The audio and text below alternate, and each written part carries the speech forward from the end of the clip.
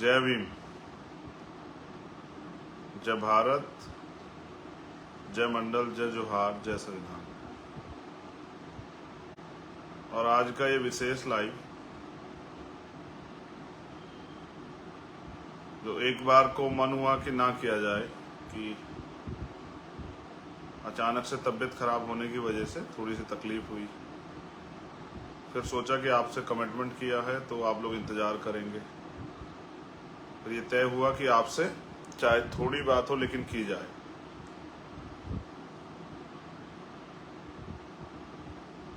अपनी बात को शुरू करने से पहले आप गौर करना, जिन नामों को मैं आज ले रहा हूं उन पे गौर करना। जब तक मैं भीम आर्मी आजाद समाज पार्टी के सब कार्यकर्ताओं को संदेश देना चाहता हूं, जब तक आप इन महापुरुषों को नहीं पढ़ोगे जिनके नाम ले रहा हूं, और भी बहुत सारे कुछ छूट जाएंगे, उनके साथ साथ इनके दिखाए रास्ते पे नहीं चलोगे, महापुरुषों ने मिशन कैसे चलाया ये नहीं सीखोगे, तब तक इस देश में बहुजन समाज के लोग अन्याय अत्याचार सहने के लिए तैयार रहें।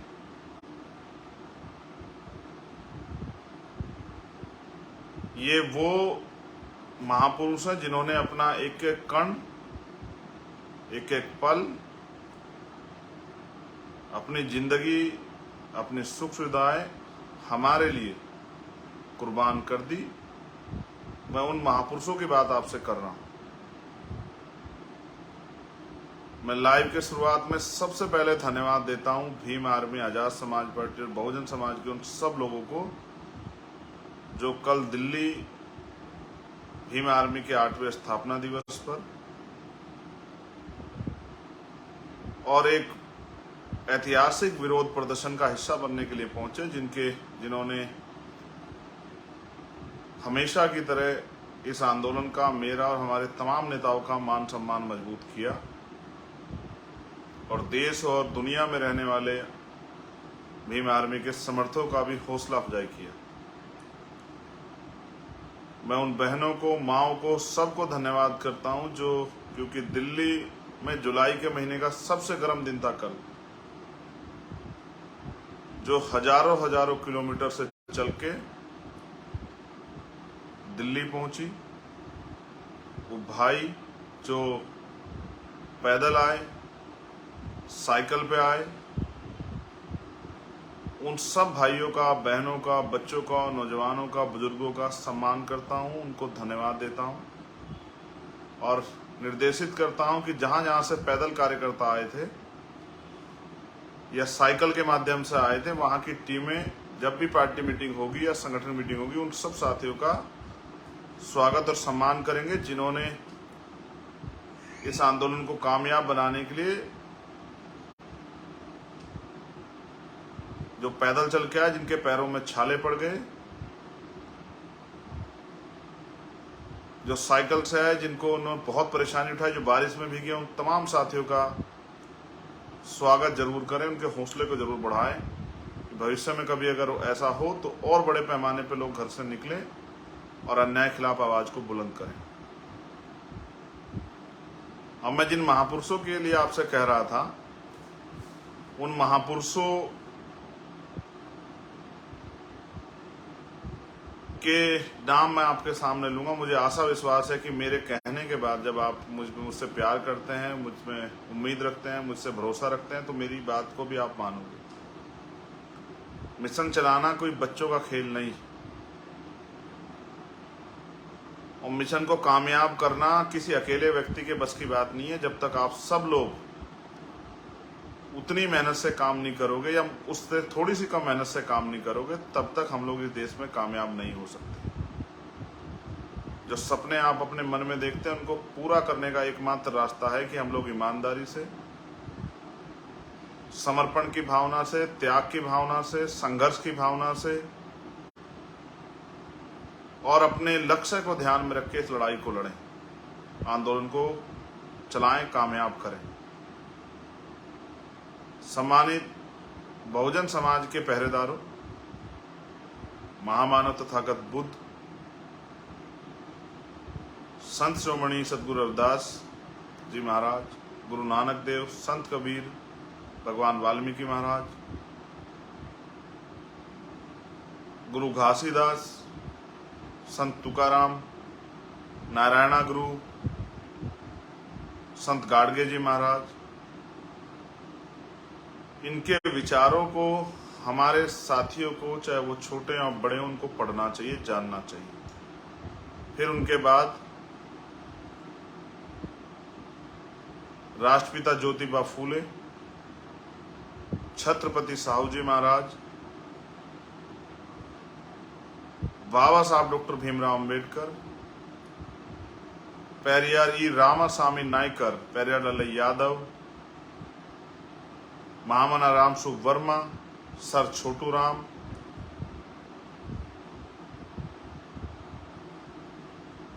बाबू शिवदयाल चौरसिया जी, संत राम बी ए प्रजापति जी, बाबू जगदेव प्रसाद कुशवाहा जी, जननायक कपूरी ठाकुर जी, बीपी मंडल जी, मान्यवर दीना भाना वाल्मीकि साहब,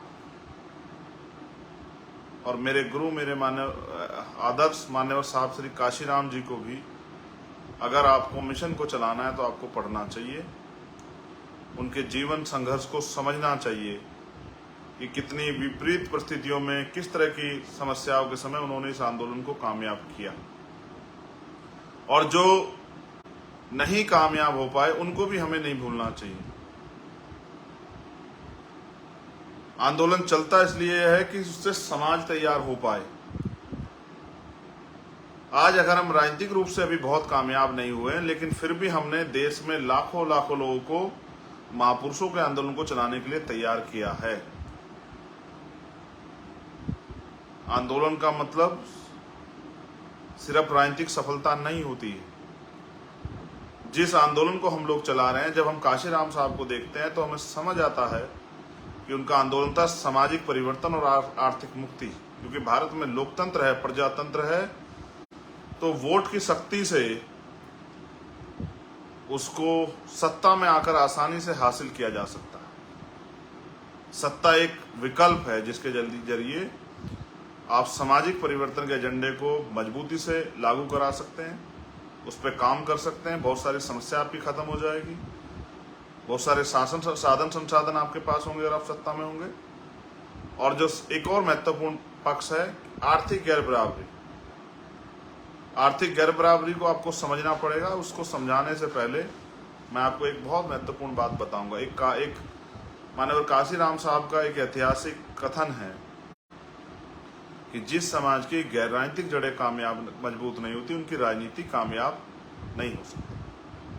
पुनः मेरी बात को सुने कि जिस समाज की गैर राजनीतिक जड़ें मजबूत नहीं होती, उस समाज की राजनीति भी कामयाब नहीं हो सकती।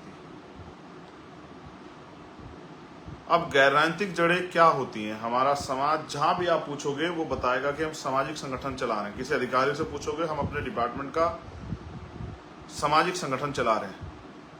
किसी गांव बस्ती में पूछोगे, हम बाबा साहब अंबेडकर के नाम पे सामाजिक संगठन चला रहे हैं। आप इतने सारे सामाजिक संगठन चला रहे हैं, इसी की वजह से आज समाज में जागरूकता बढ़ी। लेकिन सिर्फ सामाजिक संगठन चला के हम लोग इस देश में बिना सत्ता को प्राप्त करे कामयाब नहीं हो सकते हैं। जैसा मैंने आपको कहा कि गैर राजनीतिक जड़ें होती हैं समाज की सामाजिक हैसियत और समाज की आर्थिक हैसियत। सामाजिक हैसियत हमारी क्या है ये आप जानते हैं। सामाजिक हैसियत हमारी ये है कि देश के बहुजन समाज के लोगों के साथ आज भी मूछें रखने पर उनकी हत्या होती है, अच्छे कपड़े पहनने पर उनकी हत्या होती है, अच्छा खाने पीने पर उनकी हत्या होती है, घोड़ी पे बैठ के बारात चढ़ने पर उनकी हत्या होती है, अच्छे गाने बजाने पर उनके साथ हत्या होती है, अपराध होते हैं। कोई उनको जूते में पानी पिलाता है, कोई जूते में पेशाब पिलाता है, कोई उनके सर पे पेशाब कर देता है, कोई उनको और तमाम तरह की अपमानित करने के जो हैं प्रयास करता है, कहीं हत्या कर दी जाती है, मार के लटका दिया जाता है, कहीं हत्या करके टुकड़े कर दिए जाते हैं, कहीं रेप होता है छोटी छोटी बच्चियों का, कहीं और तमाम तरह की चीजें होती हैं, सामूहिक बहिष्कार किया जाता है, कहीं जुर्माना लगाया जाता है, कहीं पेड़ में बांध के यातनाएं दी जाती हैं। तो ये हमारी सामाजिक हैसियत है। इस देश के आज़ादी के 75 साल बाद भी ये इस देश में हमारी सामाजिक हैसियत है। आप सोचो, जब काशीराम साहब आंदोलन चला रहे तब हमारी सामाजिक हैसियत और कितनी कमजोर रही होगी। फिर आर्थिक मजबूती की बात कर लेता हूँ, आर्थिक मुक्ति की बात कर लेता हूँ, आर्थिक हैसियत की बात कर लेता हूँ। तो आर्थिक हैसियत ये है कि देश के विभिन्न कोने में आप जाओगे, भारत के अंदर 2% सरकारी सेक्टर है, उसमें 22.5% आरक्षण हमें है, 27% आरक्षण पिछड़े वर्ग के लोगों को, वो भी जो है पूरा नहीं किया जाता। उसका उदाहरण भी मैं आपको दूंगा। ये हमारी आर्थिक हैसियत है कि इन 2% हमारे समाज को, हमारा 1% समाज भी कामयाब नहीं हुआ। उस 1% समाज जो सरकारी नौकरी में गया, उस 1% समाज ने अपने बच्चों को अच्छा पढ़ाया लिखाया, किसी को बिजनेस करने के लिए, किसी को आर्टिस्ट बनाने के लिए, किसी को पत्रकार बनाने के लिए, किसी को हिस्टोरिकल बनाने के लिए उसने अच्छी पढ़ाई करवाई। तो हमारा 7, 8, 9, 10% समाज तैयार हुआ है। बाकी 90% दलित समाज की स्थिति चूकी तू है, और ऐसी स्थिति 80% पिछड़े वर्ग के लोगों की है। आप अपने गांव बस्ती में जाकर देखना, पाल समाज के लोगों को, प्रजापति समाज के लोगों को, सैन समाज के लोगों को, कश्यप समाज के लोगों को, निषाद समाज के लोगों को, और जो अन्य पिछड़ी जातियां हैं, उनके घर परिवार, उनके काम धाम, उनके रोजगार देखना, वो बहुत सक्षम इस देश में नहीं। आप 80%, 85% चमार समाज के लोगों को, पासी समाज के लोगों को, धोबी समाज के लोगों को, कोरी समाज के लोगों को, खटीक समाज के लोगों को,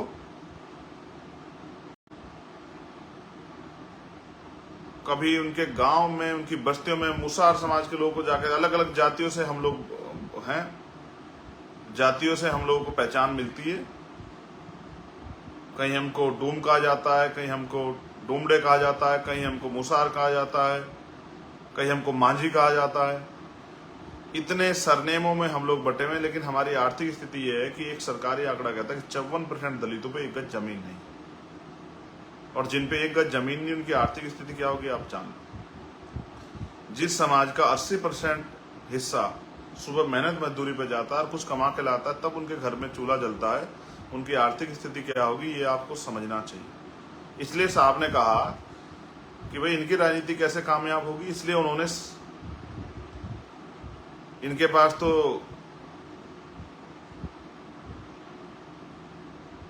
सामाजिक और आर्थिक जड़ें ही नहीं है, तो इनकी राजनीति तो कामयाब नहीं हो सकती। इसलिए उन्होंने समाज के पढ़े लिखे और सक्षम जो अधिकारी कर्मचारी थे उनको तैयार किया कि भाई आप लोग हौसला जुटाओ, आप अपनी जिम्मेदारी को समझो, सामाजिक जिम्मेदारी को समझो।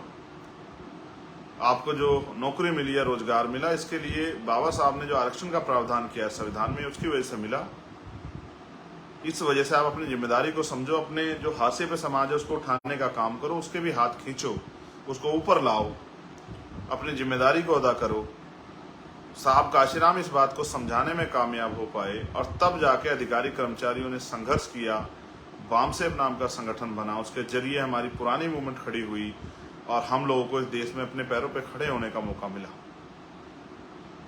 आज की मेरी पहली अपील उन अधिकारी कर्मचारियों से है जो सक्षम है कि आज चारों तरफ अन्याय अत्याचार हो रहा है, हमारे जो अधिकार बाबा साहब अम्बेडकर देके गए हैं, अगर हम उनके सच्चे सपूत हैं तो आज हमें बैठ के अपने घर में आकलन करना चाहिए कि हमारे व्यक्तिगत परिवार के साथ साथ भी ये समाज भी हमारा परिवार है। इस समाज की क्या स्थिति है और ये कैसे सुधरेगी, और जो आज की सत्ता ने हालात किए, क्या भविष्य में हम पे कुछ अवसर और अधिकार रह पाएंगे, या हमारा जीवन जानवर से भी बुरा जीवन इस देश में हो जाएगा।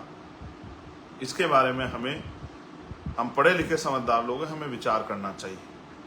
मैं बार बार कहता हूँ, आंदोलन कोई भी शुरू कर सकता है, चंद्रशेखर भी शुरू कर सकता है, कोई अन्य भी शुरू कर सकता है, विनय तंग सिंह भी शुरू कर सकता है, कमल वालिया भी शुरू कर सकता है, हिमांशु वाल्मीकि भी शुरू कर सकता है, रविंद्र भाटी भी शुरू कर सकते हैं, अनिल धेरवाल भी शुरू कर सकते हैं, निजाम चौधरी भी शुरू कर सकते हैं, सतपाल चौधरी भी शुरू कर सकते हैं, नरेंद्र भिखुराम जैन भी शुरू कर सकते हैं, सुनील चित्तौड़ आंदोलन कोई भी शुरू कर सकता है, राजेंद्र यादव भी शुरू कर सकते हैं।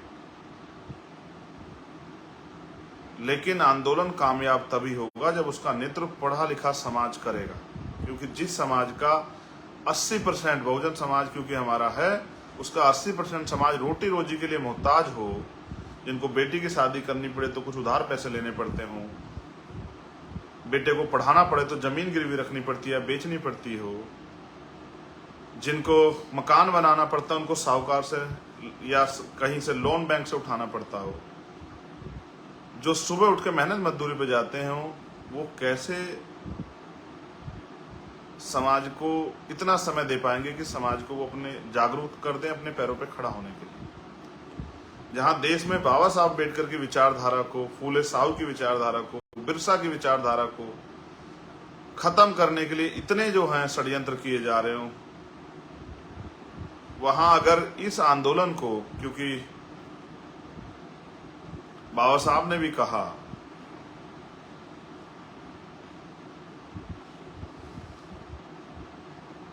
कि जिस विचारधारा का प्रचार प्रसार नहीं होता, जिस व्यक्ति का प्रचार प्रसार नहीं होता,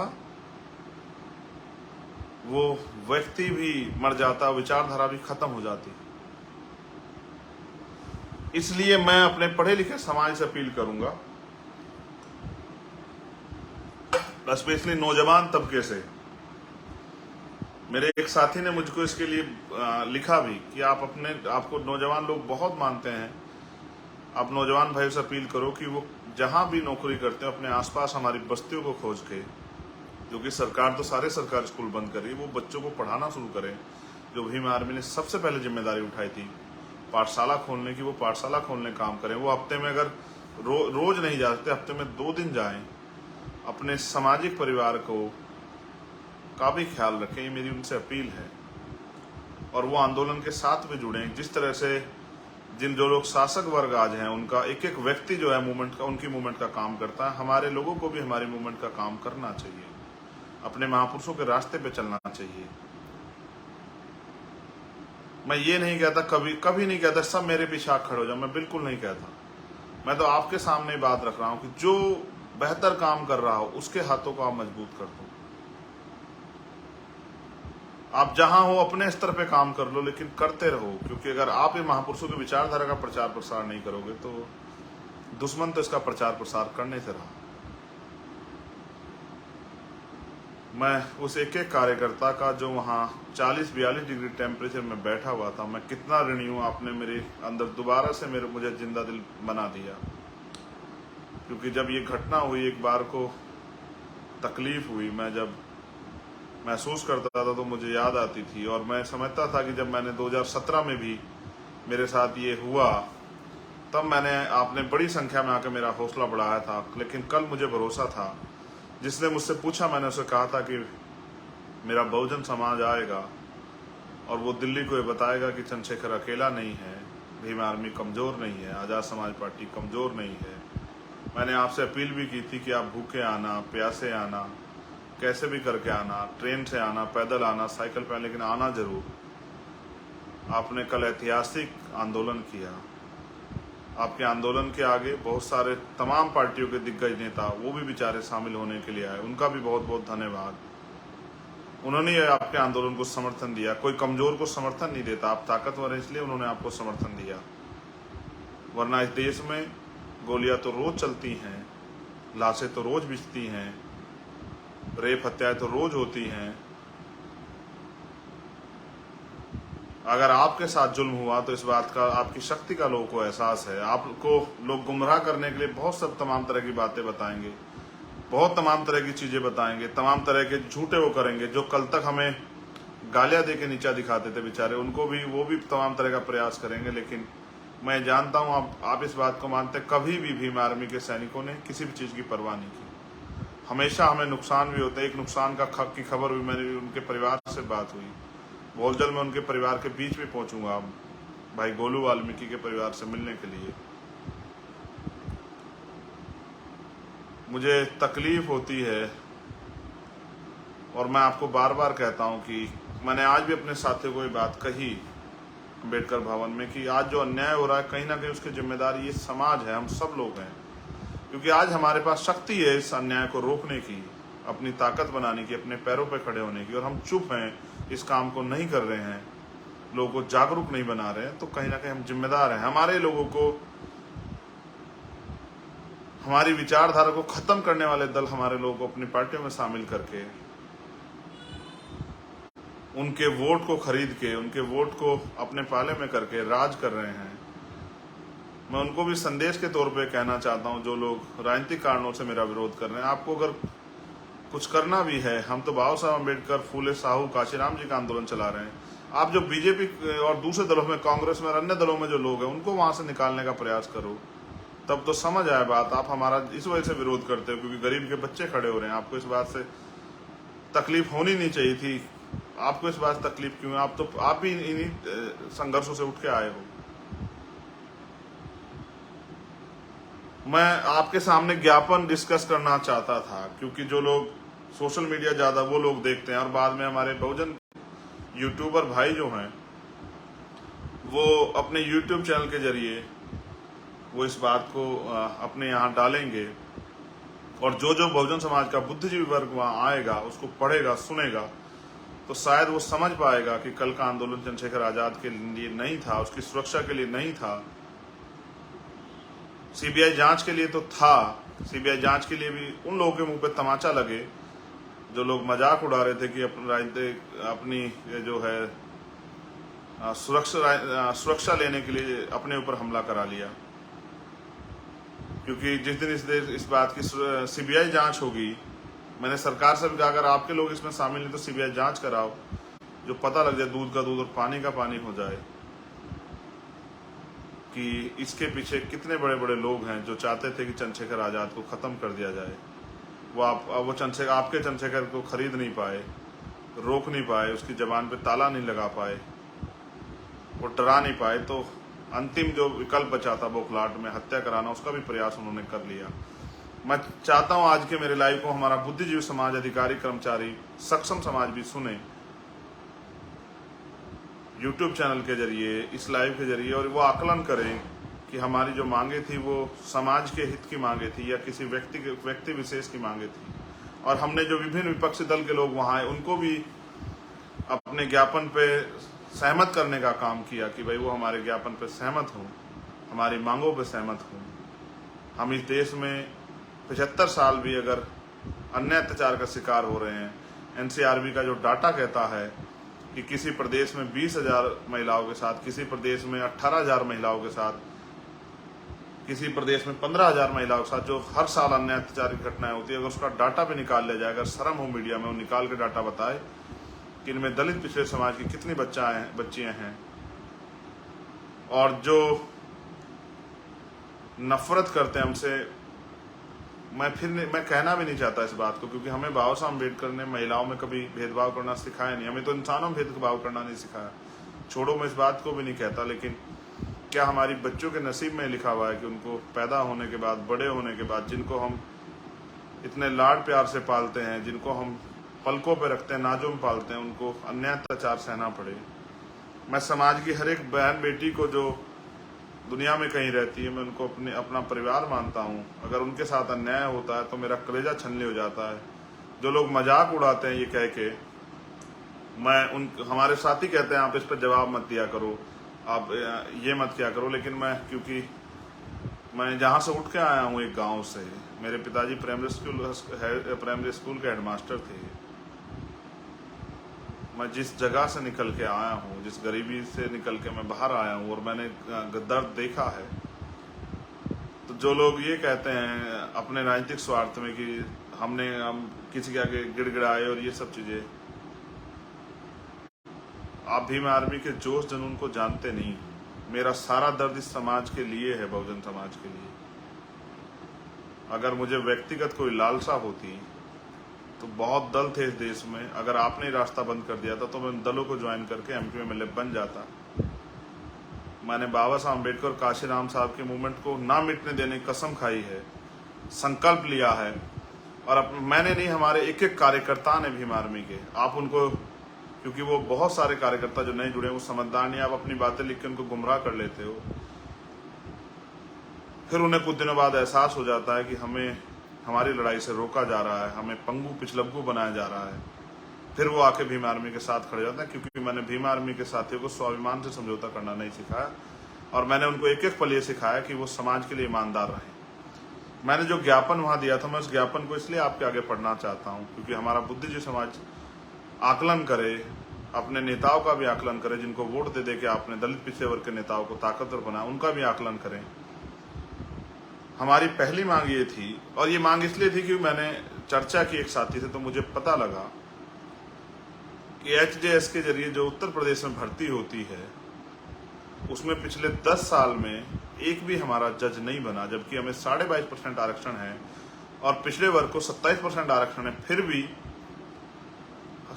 50 बच्चे पिछड़े वर्ग के पिछले 10 साल में जज नहीं बने और एक बच्चा शेड्यूल कास्ट का जज नहीं बना। क्योंकि ताकतवर लोगों ने, जिनकी सरकार है, उन्होंने एक क्राइटेरिया बना रखा है कि आप कंपटीशन में अच्छे नंबर ले आओगे, लेकिन आपको इंटरव्यू उनके हाथ में है। इंटरव्यू कुर्सी पे वो लोग बैठे हैं, 80 नंबर कम से कम लाने हैं। वहां हमारे बच्चों के नंबर 79 तक आते हैं और उनके साथ छल हो जाता है। इसलिए मैंने मांग की है, जबकि उत्तर प्रदेश के सामान्य नेताओं को शायद ये ना समझ आया, ना दिखाई दिया हो, क्योंकि HJS के जरिए जो जज बनेगा, ADJ बनेगा, वो 10 साल में हाई कोर्ट का जज बनेगा और अगले 10 साल में हो सकता है या 12 साल 15 साल में उसको सुप्रीम कोर्ट जाने का मौका मिल जाए। व्यवस्था पहले से नहीं चाहती सुप्रीम कोर्ट या हाई कोर्ट, हायर जुडिशरी में हमारे जज हों, जो वहां से हमारे साथ छल होता है वो बंद हो जाए। इसलिए हमने मांग की है कि SC ST OBC के अल्पसंख्यक के वर्ग के जो लोग हैं उनको संख्या के आधार पे, जिसकी इतनी संख्या पर उसकी उतनी हिस्सेदारी के आधार पे जुडिशरी में, हायर जुडिशरी में आरक्षण व्यवस्था की जाए। अगर आप क्लोजम सिस्टम नहीं खत्म करें, ठीक है, हम जिस दिन होंगे तो हम तय करेंगे कैसे होना है, हम संविधान के जरिए नियुक्तियां करेंगे, all India judicial service commission बना के। लेकिन अगर आप वहाँ हैं और ये इसको खत्म नहीं करना चाहते और सरकारें उनसे घबराती हैं, तो फिर आप वहाँ हमारी संख्या के आधार पर हमें आरक्षण दो, हमारे लोगों को भर्ती करो, हमारे जज होने चाहिए। वो जज वहाँ बैठ के जब वो कलम चलाएं तो उनको हमारा दर्द पता होना चाहिए। आज की जुडिशरी जो बायस्ड है, मुझे कहने में कोई परहेज नहीं, मुझे किसी चीज़ का डर नहीं है अपने समाज के हित की बात कहने में। आपके नेताओं में हिम्मत हो तो कहो और सुप्रीम कोर्ट, हाई कोर्ट को चैलेंज करो कि वो हमारे साथ बैठ के वहाँ धोखा करते हैं, हमें न्याय नहीं देते। हमने दूसरी मांग ये की है कि संविधान के अनुच्छेद 338 में के तहत आपने राष्ट्रीय अनुसूचित जाति जनजाति आयोग गठित किया है। वो आयोग का काम है कि वो निगरानी करे हर चीज की, जो अन्याय अत्याचार हमारे साथ हो रहा है और जो आज की हमारी हालात है उन पे निगरानी करे। 20-20 हजार एक आयोग के यहाँ पेंडिंग फाइल पड़ी हुई है, एप्लीकेशन पड़ी हुई, कभी कोई संज्ञान नहीं लेता। यहाँ के नेताओं ने कभी आयोग के बाहर जाके धरना दिया, आयोग से सवाल किया, आयोग से कभी पूछा? कई जगह पे आयोग भी नहीं बना है, जैसे बिहार में आयोग नहीं बना हुआ है अभी, वहाँ महिला आयोग भी नहीं, SC आयोग भी नहीं। मैंने वहाँ के चीफ मिनिस्टर को भी ये कहा कि भाई आप अपने यहाँ तो आयोग बनाओ, आप पूरे देश में घूम रहे हो, कम से कम पहले अपने यहाँ आपको आयोग बनाना चाहिए। आपके यहाँ इतना अन्याय हो रहा है, आपको उसके ऊपर रोक लगानी चाहिए। ये कहने की हिम्मत चंद्रशेखर आजाद में है क्योंकि उसके समाज ने हिम्मत उसको दी है। इसलिए मैंने कहा है कि सब स्टेट में जहां आयोग की कमी जाए, जैसे 2.5 साल से उत्तर प्रदेश के नेताओं को नहीं पता लगा कि उत्तर प्रदेश में भी आयोग का गठन हो जाना चाहिए। 2.5 साल से आयोग का गठन नहीं हुआ उत्तर प्रदेश में। आयोग है SC ST आयोग, लेकिन उसके जो चेयरमैन है वो अभी तक नहीं बने हैं, ना सरकार को फुर्सत मिली। और हमने ये भी मांग की कि SC ST के मुकदमे सुनने के लिए SC ST exclusive special court होनी चाहिए। और ये बात जो मैं आपको बता रहा हूं, SC ST एक्ट में 6 महीने में सजा होने का प्रावधान है, 60 दिन के अंदर सजा होने का प्रावधान है, किसी मुकदमे में नहीं होती। अब आप देखना किस तरह मैं आपके अधिकारों को निगलने वाले, लूटने वालों को सबक सिखाने का काम करूंगा कल के बाद, आप देखना। इसलिए हमने एक्सक्लूसिव स्पेशल कोर्ट की मांग की है कि वो हर डिस्ट्रिक्ट में हो और हर जिला स्तर तक SC/ST आयोग का भी गठन हो, कि हमें यहाँ आयोगों का इंतजार ना करें, हम वहीं अपने जिले में जाके अपने आयोग से अपनी समस्या रख सकें और वहां से हमारी समस्या पे काम हो सके। जो अधिकारी बायस हो गया, किसी लालच में हमारे खिलाफ काम ना कर रहा हो, हमारे खिलाफ काम कर रहा हो, उस पर कार्रवाई हो सके। मैंने ये भी मांग उठाई है कि SC/ST के कर्मचारियों का, हम तो कर्मचारी नहीं है, SC/ST OBC के कर्मचारियों को प्रमोशन में रिजर्वेशन का लाभ मिलना चाहिए।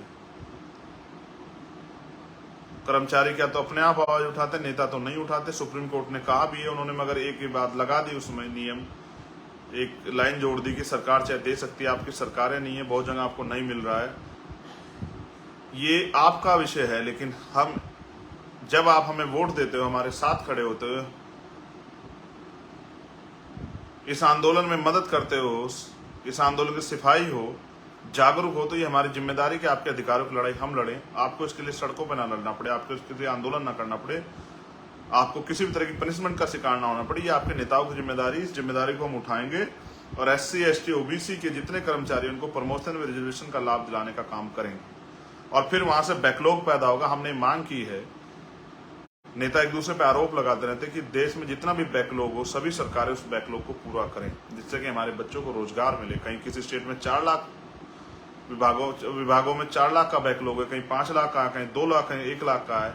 अब ये सारा बैकलॉग भरोगे तो इतने बच्चों को नौकरी मिलेगी, दलित पिछड़ों के बच्चों को, वो अपने पैरों पे खड़े होंगे। ये इसलिए नौजवानों को इसके लिए सड़कों पे आने की जरूरत नहीं, इसका ये काम भी हमारी पार्टी करेगी। इसलिए मैंने ये मांग उठाई है। हमने मांग की है कि जातिगत जनगणना होनी चाहिए। आप इसको चुनावी मौसम के साथ यूज करते हो, चुनाव आया तो आप इस पे बात करने लग जाते, फिर भूल जाते हो। हम इसके लिए एक बड़ा जो है जन आंदोलन तैयार कर रहे हैं और हम मंडल बनाम कमंडल की यात्रा पूरे देश में करेंगे, कि जिससे इस देश के पिछड़ों के, इस देश के अल्पसंख्यकों के, इस देश के दलितों की, इस देश के आदिवासियों की जनगणना हो। SC/ST की तो होती थी, 21 में उन सरकार अभी बात नहीं करे, नेताओं ने कभी सवाल नहीं किया, कोई मोर्चा नहीं निकाला, कोई डिबेट नहीं की। इसलिए हमने मांग की है कि जातिगत जनगणना होनी चाहिए। एक हमारे साथी अनिरुद्ध छोटे भाई, वो बहुत मेहनत कर रहे हैं इस बात पे, हमारे लोगों को जगाने का काम कर रहे हैं, मैं उनको धन्यवाद देता हूं। और उन सब साथियों को धन्यवाद देता हूं जो कहीं ना कहीं, चाहे वो लोकेंद्र गुर्जर हो या कोई भी साथी हो जो इस काम को कर रहा है, चाहे वो लक्ष्मण यादव हो, मैं उन सबको धन्यवाद देता हूं। मैं नीरज पटेल जी को भी धन्यवाद देता हूं, मैं RS पटेल जी को भी धन्यवाद देता हूं, मैं प्रोफेसर रतनलाल जी को, दिलीप मंडल जी को भी धन्यवाद देता हूं, जो कहीं ना कहीं अपने भाषणों के जरिए, अपनी बातों के जरिए समाज को जागरूक करने का काम कर रहे हैं। एक हमारी बहन है दीदी निर्देश, में उनको भी धन्यवाद देता हूँ।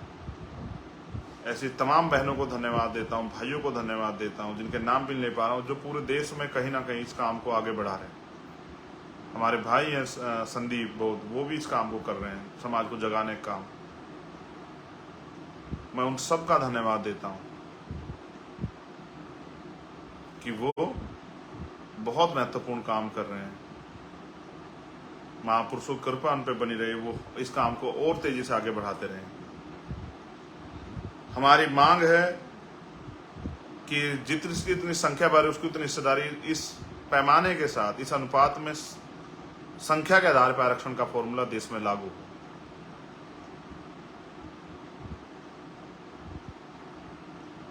जितनी भी हमारी एक और मांग है, सरकारी संस्था उपक्रमों का जो निजीकरण करके आरक्षण को खत्म किया जा रहा है, वो निजीकरण बंद हो और जितनी संस्थाओं का निजीकरण कर देगा उपक्रमों का, उनका दोबारा से राष्ट्रीयकरण हो। ये भी हमारी मांग है। केंद्र और राज्य सरकार के कर्मचारियों को पुरानी पेंशन का लाभ मिले, वो लोग पूरे देश में कहीं ना कहीं आंदोलन करें। स्पेशली हरियाणा में इसका आंदोलन चल रहा है। मैं उन सब साथियों को आश्वस्त करता हूं कि हम लोग मेहनत करेंगे और आपकी इस काम को कराने काम करेंगे। हम कर्मचारी नहीं है, मैं फिर आपको कह रहा हूं, ना ओल्ड है ना वर्तमान है, लेकिन आप हमारे साथ खड़े हैं, आप हम पे भरोसा करते हैं, तो आपकी लड़ाई लड़ना हमारी जिम्मेदारी है। इसलिए हम इस काम को करेंगे।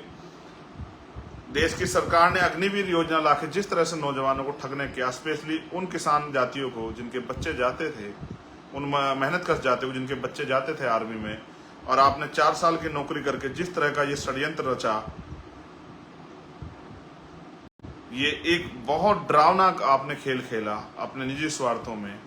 आज लोग ट्रेनिंग के बीच में छोड़ छोड़ के बच्चे आ रहे हैं।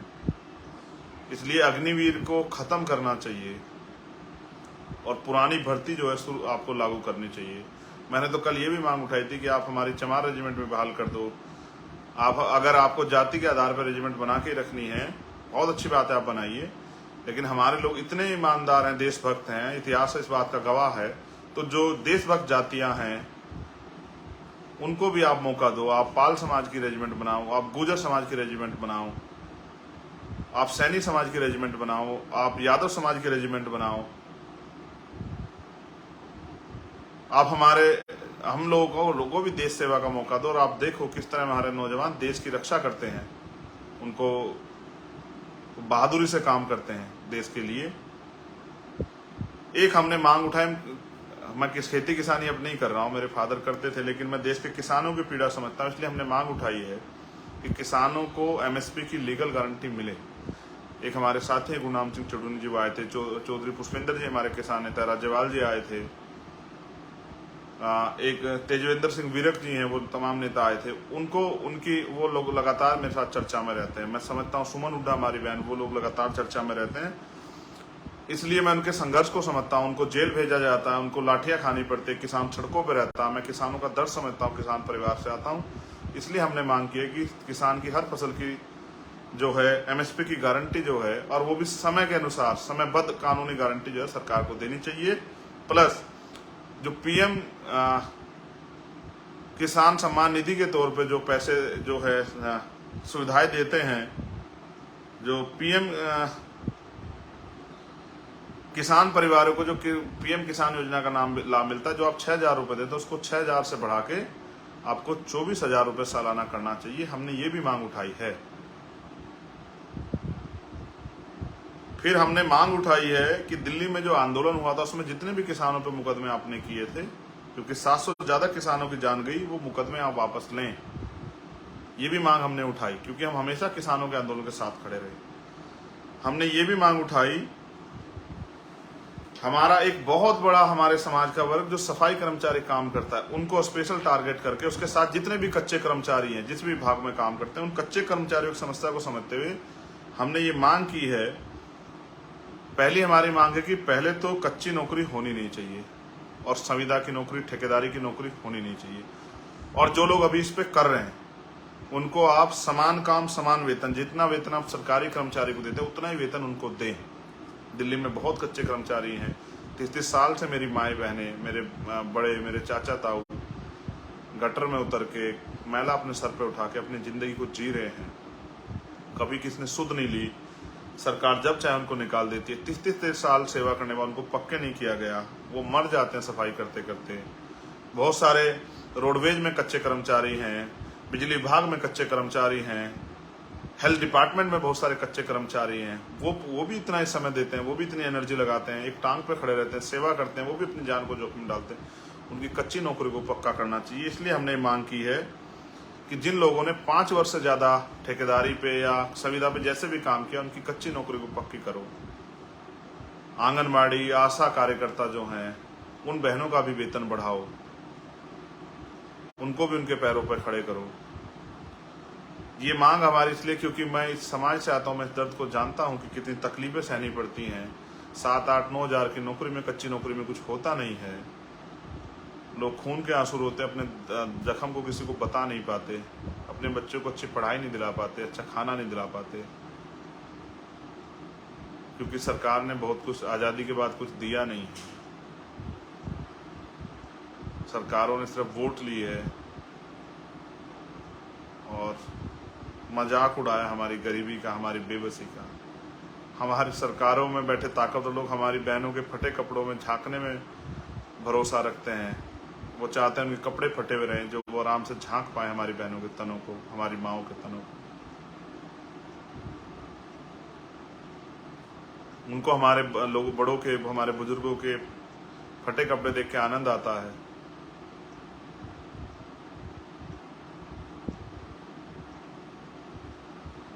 हमने मांग की है कि सरकार यूनिफॉर्म्स, पहले सीए लेके आई, सीएन फिर एनआरसी, हमने उसका भी जबरदस्त करके अपोज उसको किया। सरकार उसका षड्यंत्र बताया, सच बताया कि सरकार का उसके पीछे तर्क क्या था। सरकार ने बहुत झूठ बोले, लेकिन हमने संवैधानिक रूप से उनका तर्क दिया कि जो भारत में नागरिक है इस देश का, आप कानून के आधार पर किसी के साथ भेदभाव नहीं कर सकते हैं। जो आज़ादी के बाद और जिस दिन से देश आज़ाद हुआ तब से जो इस देश में है, उनके साथ किसी भी तरह का जाति के आधार पर, धर्म के आधार पर भेदभाव नहीं कर, लेकिन फिर भी हमें सहना पड़ता है। इसलिए हमने उस समय भी इसको अपोज किया। अब यूसीसी पे सरकार बात की, हमने एक बात कही है कि पहले आप ना, जो इस देश में कानून होने के बावजूद भी, उस पर अपराध घोषित होने के बावजूद भी जो सामाजिक गैर बराबरी और इन वर्गों को सामाजिक अपमान का जो सामना करना पड़ता है, और जो आर्थिक गैर बराबरी है उसका जो सामना कर, पहले आप सामाजिक, आर्थिक, शैक्षणिक, लैंगिक गैर बराबरी जो है, धार्मिक गैर बराबरी जो है, पहले आप उसको दूर करने बात करो। आज देश अभी इस बात के लिए तैयार नहीं है। और फिर कॉन्स्टिट्यूशन का आर्टिकल 44 जिसका आप हवाला दे रहे हो, उसमें भी ये कहा गया कि आप थोप नहीं सकते हो किसी के ऊपर जबरन। और फिर भी हमने कहा कि अगर आप इसमें मुसलमान, जैन, सिख, बौद्ध, ईसाई, आदिवासियों के हितों के पे कुठाराघात करोगे, उन पे हमला करोगे, तो फिर हम इसको अपोज करेंगे, हर कीमत पे अपोज करेंगे। ये बात भी हमने सरकार को बताई है। हमने ये भी कहा है, मैंने झारखंड की सरकार से पूछा था, मैं सभी सरकारों से पूछता हूँ, मेरा काम है पूछना, आपने मुझे इसीलिए तैयार किया है कि आपने मॉब लिंचिंग पे कानून बनाने को कहा था। मैं देश की सारी जो अभी केंद्र की सत्ता के विरोधी जो सरकारें हैं, मैं उनसे भी सबसे कहता हूं कि आपको अपने यहाँ मॉब लिंचिंग पे कानून बनाना चाहिए। भीड़ को इजाजत नहीं मिलनी चाहिए। भीड़ की हिंसा का आपने उदाहरण मणिपुर में देखा। मणिपुर की ये एक घटना आपके सामने आई तो आप चीख पड़े। मणिपुर में जो घटना 2 महीने पुरानी, मणिपुर की बच्चों ने क्या क्या नहीं सहा, मणिपुर के लोगों ने क्या क्या नहीं सहा। वो राजनीतिक स्वार्थ के भेंट चढ़े इन सरकारों के। क्या इसका जवाब है सरकार के पास? दुखी हूं, क्रोधित हूं। आप प्रधानमंत्री हैं सर, आप दुखी क्यों हैं? आप क्रोधित क्यों? अपने क्रोध की ज्वाला से कलम चलाइए, मुख्यमंत्री को बर्खास्त कर दीजिए, पूरी सरकार को बर्खास्त कर दीजिए। आपको किसने रोका है सर? आप प्रधानमंत्री नहीं, मैं प्रधानमंत्री, आप प्रधानमंत्री, आप बेबस क्यों हो सत्ता के आगे?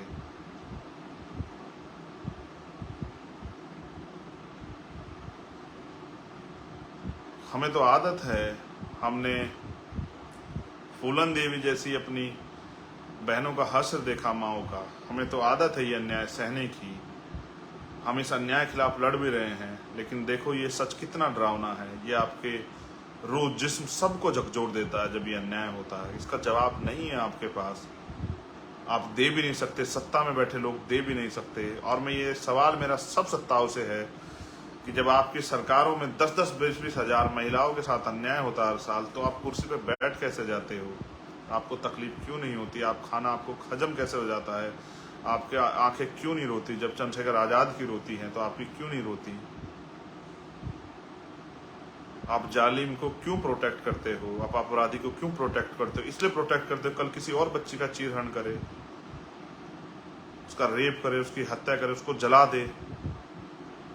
इसीलिए मैं उस दिन भावुक हुआ टीवी पे, जिसपे हमारे राजनीतिक विरोधी मजाक उड़ाते हैं, कि मुझे पता था अगर सरकार नहीं बदली जो 5 साल अन्याय होगा वो बड़े बड़े नेताओं को नहीं सहना पड़ेगा, मेरी बच्चों को, मेरी बहनों को, माओ को, बुजुर्गों को, मेरे भाइयों को सहना पड़ेगा। और हम सह रहे हैं।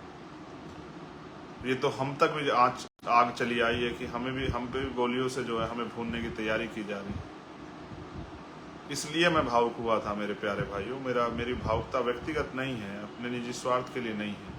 और मेरे लोग इस बात को जानते हैं, और जो राजनीतिक कारण विरोधी हैं वो भी इस बात को जानते हैं। उनके साथ अन्याय होगा तो उनकी सबसे पहली अगर नज़र किसी पे जाएगी तो वो भीम आर्मी पे होगी, भीम आर्मी के कार्यकर्ता चंद्रशेखर आज़ाद पे होगी, भीम आर्मी के एक सिपाही पे होगी। और उसके बाद हमने 12वीं, आप जानते हैं जब आप किताब पढ़ते हैं उसका आखिरी पन्ना कितने दिनों बाद पढ़ते हैं, हमने आखिरी मांग उसमें रखी, क्योंकि आप बहुत सारे लोगों को लगता था कि ये मजाक है व्यक्ति के जीवन की वैल्यू होती है। मेरे लोगों ने मुझे अपने खून से सींच के यहाँ तक लेके आए हैं, मुझे पहचान दी है, वो मेरी एक बात पे खड़े होते हैं। कल मैंने देखा कि किस तरह से वहाँ क्या हालात थे। मैं उनसे अपील कर रहा था बैठ जाओ, लेकिन मैं जानता था एक की जगह पे 10-10 लोग खड़े, वो कैसे बैठ जाते। वहाँ जो नेता स्टेज बैठे थे उनको चक्कर आ रहे थे, कोई उल्टी कर रहा था, कोई जूस पी रहा था, कोई ग्लूकोज पी रहा था, कोई इधर भाग रहा था, कोई उधर भाग रहा था, कोई सर पे कपड़ा रख रहा था। अब मुझे छाव देने की वो कर रहे। मेरे ऊपर महापुरुषों की, संतों, गुरुओं की, माओ बहनों की, प्रकृति का बड़ा आशीर्वाद है। लेकिन जो मेरी बहनें, माएँ, मेरा खून जो है, जो सामने था, जो मेरे लिए चल के आया था, भीम आर्मी के लिए चल के आया था, आज़ाद समाज पार्टी चल के आया था, उसके दिल से पूछो कि उसके ऊपर क्या बीती। वो मंच पे भी नहीं था, वो सामने था। लेकिन उनको चंद्रशेखर आज़ाद पे, भीम आर्मी पे, आज़ाद समाज पार्टी भरोसा है कि कल अगर ये ताकतवर होते हैं तो जो जुल्मों को, सितमों को हम सह रहे हैं लंबे समय से, वो खत्म हो जाएगा। और हमारी लड़ाई एक घटना की में न्याय की नहीं, हम इसको पूर्ण रूप से खत्म करना चाहते हैं। मैं उन जड़ों को काट देना चाहता हूं जहां से आपके खिलाफ अन्याय की सोच पैदा होती है। मेरी लड़ाई किसी जाति धर्म से नहीं है, मेरी लड़ाई उस सोच से है जो गैर बराबरी पे आधारित है, जो हिंसा पे आधारित है, जो इंसान को इंसान नहीं समझती, जिसको इंसान के कत्ल पे तकलीफ नहीं होती। और देश की ऐसी व्यवस्था है कि हमें जाति के नाम पे अपमानित किया जाता है। वहाँ जानवरों को बिस्तरे में लोग लिटा लेते हैं और अपनी चम्मच से खाना खिला देते हैं, फिर भी इंसान को इतने अपमान का सामना करना पड़ता है। ये भारत का इतिहास है साथियों, इसी व्यवस्था के खिलाफ लड़ाई है। तो हमारी आखिरी मांग थी कि इस घटना की सीबीआई जांच हो जाए, जिसमें बड़े बड़े लोग जिनको बचाने का प्रयास किया जा रहा है, जो मेरे खून से होली खेलना चाहते थे, जो आपकी उम्मीद से होली खेलना चाहते थे, जो आपके भाई को निपटा देना चाहते थे, उनके चेहरे बेनकाब हो जाएं। इसलिए मैंने अपील की कि सीबीआई जांच हो। और सुरक्षा की बात रही, सुरक्षा तो हमारे हर नेता को मिलनी चाहिए। बीजेपी के लोग जिनकी सरकार है या अन्य पार्टी लोग जिनकी सरकार है, जब उनको सुरक्षा मिलती है तो हम भी तो इस देश में लोकतंत्र का हिस्सा, हम भी तो टैक्स देते हैं। ये टैक्स हम हमारे खून पसीने कमाई का, हमारे समाज की आबादी 85% है बहुजन समाज की, उनको क्यों नहीं जो है सुरक्षा मिलनी चाहिए। जब इस यहाँ राजनीतिक दलों के आखिरी विधायक और जिला अध्यक्ष तक को सुरक्षा मिली है, तो बहुजनों के नेता क्यों सुरक्षा मिलनी चाहिए। उनकी जान से खेलने की छूट क्यों मिलनी चाहिए मनुवादियों को। क्या उनका जीवन इतना आसान है कि जिस आदमी को उन्होंने इतनी मेहनत से तैयार किया, जिस चीज को उन्होंने इतनी मेहनत से बनाया, उसके जीवन को कोई 1 मिनट में समाप्त कर दे। क्या उनका जीवन इतना सामान्य हो जाना चाहिए देश में। इसलिए हमने सुरक्षा की मांग की, क्योंकि हम भी टैक्स देते हैं, प्राइम मिनिस्टर भी टैक्स देते हैं, प्राइम मिनिस्टर देते हो ना देते हो, गृह मंत्री देते हो ना देते हो, मुख्यमंत्री देते हो ना देते हो, हम देते हैं टैक्स हर एक चीज पे। हमारी कोई चीज सरकारी नहीं, हमारी कोई चीज फ्री नहीं, हम एक एक चीज पे टैक्स देते हैं। हमारे टैक्स के पैसे का लाभ हमें क्यों ना मिले। हम भी इस देश के निवासी हैं, हमारा भी अधिकार उतना बैठता है। पढ़े लिखे लोग अपने अधिकारों को जानते, क्यों ना हम मांग करें। इसलिए हमने मांग की। और क्योंकि मैं फिर कह रहा हूं, मेरी सुरक्षा हो जाएगी, आप लोग कर लोगे, मेरी गाड़ी बुलेट प्रूफ हो जाएगी, लेकिन हमारा जो आखिरी कार्यकर्ता जो गांव में लड़ रहा है, जिसपे झूठे मुकदमे हो रहे हैं, जिसके खिलाफ झूठी चार्जशीट बनाई जा रही है, जिसको मारा पीटा जा रहा है, जिसकी हत्या की जा रही है, उसकी सुरक्षा कैसे होगी। उसकी सुरक्षा का एकमात्र रास्ता ये है कि आपको ये सत्ता परिवर्तन करके राजनीतिक ताकत अपने हाथ में लेनी पड़ेगी। और मैं फिर कह रहा हूँ, आरक्षण खत्म हो गया। जिस देश में सामाजिक गैर बराबरी है, आरक्षण खत्म हो गया। तो आप ये बात याद रखना कि ये जो हमारी दलित पिछड़े वर्ग की जो जातियाँ, आदिवासी, अल्पसंख्यक समाज के लोग, इनके बच्चों को घुसने नहीं देगा दफ्तरों में। अधिकारी कर्मचारी तो बनाना दूर की बात है, आपको 69 शिक्षक भर्ती याद होगी। ये हमको मास्टर ना बनाएं, ये हमारे 20,000 पद वहाँ खा जाएं। आपने देखा कि छत्तीसगढ़ में हमारे लोगों को नगन प्रदर्शन करना पड़ा, क्योंकि हमारे SC/ST का सर्टिफिकेट बना के इस देश की तथा के ऊंचे जाति जो मेरिट की बात करती है, उनके कितने लोग जो है भर्ती हो गए। आपने देखा पंजाब में आंदोलन चल रहा है, लोग मुझे भी बुला रहे थे, मेरे एक साथी का मैसेज आया कि भाई आप वहाँ जाना। वहाँ कितने लोगों को जो है SC/ST का झूठा सर्टिफिकेट बना के जो लोग नौकरी कर रहे हैं देश में। अगर आपको जाति का गर्व भी चाहिए, और आप जब SC/ST OBC के सर्टिफिकेट बना के नौकरी करते हो, तो आपका जमीर तब क्यों नहीं आपको कहता। अगर आप चेक कराओगे देश में तो आपको लाखों लोग ऐसे मिलेंगे जो SC ST OBC का सर्टिफिकेट बना के देश में नौकरी कर रहे हैं। ये लाइव मैंने इसलिए किया कि मेरी ताकत आप हो। मैं जब अपनी बहनों को देखता हूँ, कल एक बहन मुझे मिली थी अम्बेडकर नगर से, वो भावुक थी। जब मैं बहुत सारी माँओं से मिला, वो भावुक थी। एक माँ ने मैंने फ़ोन पे जब उससे बात की, उसने कहा मैंने 3 दिन से खाना नहीं खाया। मेरे कंधों पर उन लाखों माँओं की जिम्मेदारी है जिनके आंसू नहीं सूखे हैं, उन हजारों लाखों भाइयों, करोड़ों भाइयों की जिम्मेदारी है जो बेरोजगार इस देश में घूम रहे हैं। और मेरे कंधों पर उन किसानों की जिम्मेदारी है जो इस देश में पूरे देश का पेट भरते हैं, लेकिन वो अपने बच्चों का पेट नहीं भर पा रहे हैं। अब बारिश आई, बाढ़ आई, सारी फसल होगी और उनको अपना फसल का बीमा है और मुआवजे के नाम पे उनको 10-10 रुपये दिखाए जाएंगे। मेरे कंधों पे उनकी जिम्मेदारी है। मेरे कंधों पे उन दलित पिछड़े आदिवासियों की तमाम उनकी सुरक्षा संरक्षण की जिम्मेदारी, सशक्तिकरण की जिम्मेदारी है। इनके साथ जुम जाती हो रही है। मेरे कंधों पे मणिपुर की बहनों के भी सम्मान की, भाइयों के सम्मान की भी आवाज़ उठाने की जिम्मेदारी है। हर शोषित की आवाज़ उठाने की जिम्मेदारी मेरे कंधों पे है। मैंने इसलिए आंदोलन बुलाया था जंतर मंतर में। मैं इसको रामलीला मैदान में ही बुलाता, मुझे पता था आप उसको भी भर दोगे, लेकिन मैंने इसलिए बुलाया क्योंकि 21 मई को भी आपने 2017 मुझे वहाँ की ताकत दी। और फिर वहाँ एक घटना घटी जिसने मुझे झकझोर दिया। जब मैं 28 तारीख को चला गया झारखंड एक आंदोलन को लड़ने के लिए, एक रैली को करने के लिए, तो मेरी पहलवान बहनों के साथ जो अन्याय वहाँ हुआ, उनको घसीटा गया, उनके बदन को नोचा गया, उनको बेइज्जत किया गया, उनके बाल खींचे गए, मुझे बड़ी तकलीफ हुई। मैं उन सब का जवाब देने के लिए मैंने जंतर मंतर पे आपको बुलाया। मैंने आपको बुलाया, आपको बहुत कष्ट सहना पड़ा। मैं उसके लिए, जो कष्ट आपको सहना पड़ा उसके लिए मुझे खेद है, लेकिन मेरे पास तो आप ही हो जिनके लिए, जिनके इस ताकत से जो है मैं इस देश की सत्ता को जवाब दे सकता हूँ। आपने इतना प्यार दिया, इतना सहयोग किया, आगे भी आप अपनी ताकत को बनाइए, मजबूती से खड़े रहिए, अपनी पार्टी को, अपने संगठन को मजबूत कीजिए। जब आपकी पार्टी, आपका संगठन मजबूत होगा, हर कोई आपको इज्जत सम्मान देगा, हर कोई आपके साथ खड़ा होगा। मुझे आशा विश्वास है कि आप ये नहीं कहेंगे कि 10 साल और चंद्रशेखर आज़ाद रह जाते तो हम पता नहीं क्या कर देते। अब चंद्रशेखर आज़ाद आपके बीच में हैं। आज साथ दे के आप इस आंदोलन को आगे बढ़ाने में मदद कीजिए। ज़्यादा परीक्षाएं मत लीजिए। देश लूट रहा है। आपके बच्चों को कोई डॉक्टर, इंजीनियर, IAS IPS नहीं बनाएगा, चपरासी भी नहीं बनाएगा इस देश में, अगर इस देश में संविधान नहीं रहा। और आज जिस तरह संविधान को, एक एक संविधान के आर्टिकल को जिस तरह से बर्बाद करने का प्रयास किया जाए, नए कानून बना के, कुछ बचेगा नहीं इस देश में। जब आप आवाज़ उठाने जाओगे, कोई गोली लेके खड़ा होगा, आपके सीने के पार कर देगा, कोई चाकू ले खड़ा होगा, आपके पेट के पार कर देगा, कोई आपका गला काट लेगा, फिर क्या करोगे इस देश में? अभी बाबा साहब अम्बेडकर का दिया वोट का अधिकार आपके पास है। इस वोट की शक्ति से आपने बहुत लोगों को ताकतवर बनाया। जब आपने सबको मौका दिया तो फिर भीम आर्मी आज़ाद समाज पार्टी को भी आपको मौका देना चाहिए। और इनको काम करके दिखाने के लिए आपको अवसर अगर आप देंगे तो फिर इनके दिल में जो काम करने की इच्छा है, हर सदी में कुछ ना कुछ नया हुआ। 100 साल पहले हमारे हालात ऐसे नहीं थे, 50 साल पहले हमारे हालात ऐसे, आज हमारे हालात बदले हैं। आज दिल्ली में भी हमारे लोग सक्षम हैं।